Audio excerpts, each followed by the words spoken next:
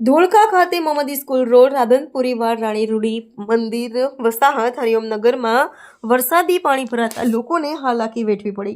ધોળકા નગરમાં આજે વહેલી સવારના 4 વાગ્યાથી વાવાઝોડા સાથે ધોધમાર વરસાદ વરસવાનો શરૂ થતા ધોળકા નગરના નીચાણવાળા વિસ્તારોમાં 2 ફૂટ સુધી વરસાદી પાણી ભરાતા સ્થાનિક રહીશો અને અહીંથી પસાર થનારા વાહન ચાલકો અને રાહદારીઓને હાલાકી વેઠવી પડી હતી।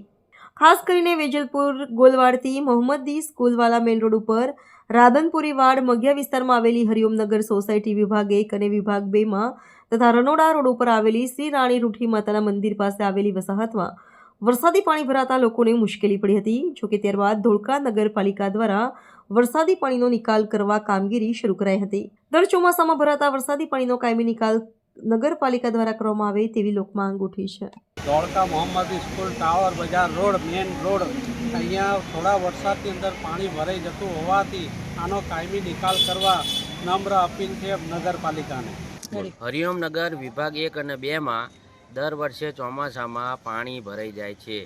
1 ઇંચ વરસાદ પડે અને 2-3 ફૂટ પાણી ભરાઈ જાય છે।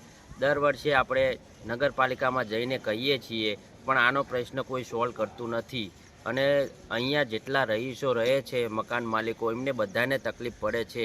આ પ્રશ્ન કોઈ સોલ્વ કરતું જ નથી। અહીંયા પાણીનો નિકાલ થતો જ નથી। દર વર્ષે અરજીઓ કરીએ છીએ, દર વર્ષે બધું કહીએ છીએ પણ કોઈ ધ્યાન આપતું નથી। હવે આનો પ્રશ્ન સોલ્વ થાય એવું કંઈક કરે તો સારું। ગુજરાત 20 ન્યૂઝ ધોળકા। દર્શક મિત્રો, ગુજરાત 20 ન્યૂઝને લાઇક, શેર, સબસ્ક્રાઇબ કરો, બેલ આઇકન પ્રેસ કરો જેથી આપની નોટિફિકેશન્સ મળતી રહે।